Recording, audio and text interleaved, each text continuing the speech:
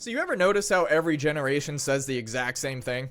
Music today sucks. No one plays real instruments anymore. It's all computers and auto-tune. That's hilarious to me because whose generation introduced computers into music? The 80s. The same people complaining about electronic drum beats were the ones rocking gated reverb and Roland 808s on every track. You guys literally invented synth pop. Like, look, I get it, everybody's got that back in my day playlist that they swear was peak music, but let's actually dig into why people say that. Let's really talk about it. Is today's music really that bad, or are we just blinded by nostalgia? Now here's the thing, nostalgia is a very powerful thing. You don't just love the song, you love the memory attached to it. Now obviously people don't just love music because of nostalgia. There are songs that hit you in ways no memory can explain. Music that's timeless no matter when it was made. But let's be honest, most of the arguments for why music sucks today comes from nostalgia. They come from people chasing that feeling they had when life was a lot more simple and the world felt exciting and the music was just all the soundtrack to that. And man, that's fine. It's human, but it's not exactly a fair comparison because you're not really comparing songs, you're comparing memories. No new song can compete with your memories, and that's why it feels like they don't make them like they used to, because they're not making them for you anymore. And that's where people get it twisted. Today's artists aren't writing songs for your nostalgia. They're making music for a completely different world. A world of streaming, short attention spans, and TikTok trends. Do I agree with it? Not necessarily, but you might not get it, and that's fine, because Led Zeppelin wasn't writing for your parents either. Led Zeppelin wasn't hoping your dad would be out mowing the lawn like, ah yeah, whole lot of love. That song slaps. I mean, if he did, he'd probably be a pretty cool dad, but my point still stands. They were making music for their generation, just like artists today are making music for theirs. And guys, I forgot to include it in my video, but a perfect example is Led Zeppelin with Into the Outdoor. They were making that album for the generation coming up in the 80s. They weren't making that album for fans of the Led Zeppelin 1 and 2 days. That's why when it came out, so many people hated it, because it wasn't for them. It was for another generation. And here's another thing that people tend to forget. Every single generation had its bubblegum. The 80s had their Taylor Swift, her name was Madonna. The 90s had Britney Spears, and the 2000s had Avril Lavigne.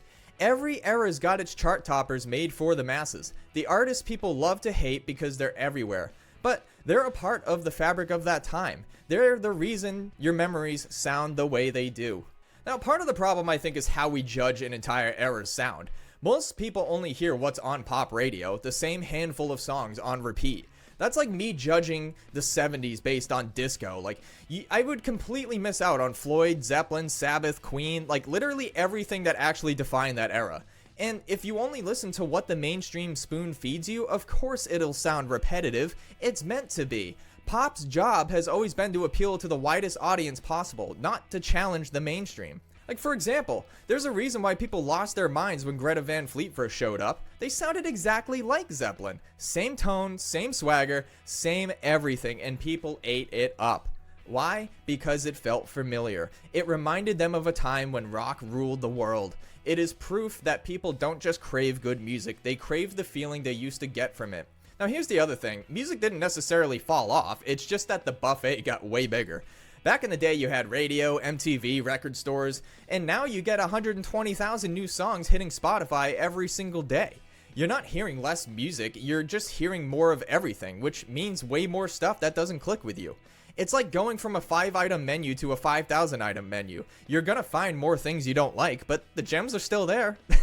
Now, normally this is the part where I'd start name-dropping some artists and say, see, there's still good music out there, but dude, that's not for me to decide. We all have our own taste. If you can't find music today that fits your palette, that's most likely a you problem, because we have access to more music now than ever before.